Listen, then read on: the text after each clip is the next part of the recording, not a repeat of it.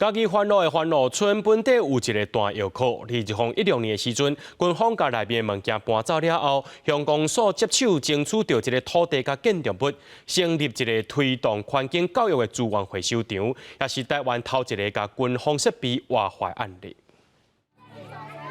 幼儿园的老师伫资源回收场教囡仔环境教育的观念。这个2000平的所在，原本是军方的弹药库，军方搬走无够用了后。伫番路乡公所的争取之下，成做台湾第一个甲弹药库划发做资源回收场的所在。遮拢无法度好开发啦，无发展的所在啊。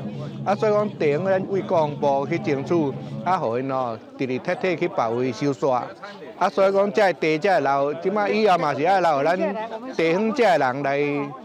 来开发啦。传长讲，这个弹药库位于细汉的时就伫遮，10月当前军方豆啊剔除，一直到2016年才无够使用。乡公所指出，弹药库划发摕来做资源回收场，无能解决乡内资源回收空间无够的问题，嘛会加做乡内环境教育的场所。对小朋友来讲吼，有足大的帮助教育的意义哦，因为吼，伊会用伊甲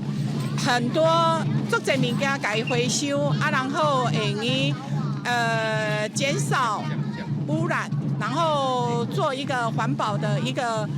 教育哈，资源回收厂是一个绿色环境的一个循环的代表作啦，嘛是未来阮番路乡会当做一个环境教育的场域啦。嘉义县环保局指出，这个回收场除了有使用太阳能发电的设备，内底新起的部分嘛是用再生材料，资源分类的项目嘛计共有50项，希望透过实际行动，成做环境教育的推广中心，嘛会当达成资源再利用的目标。记者林慧婷，嘉义报道。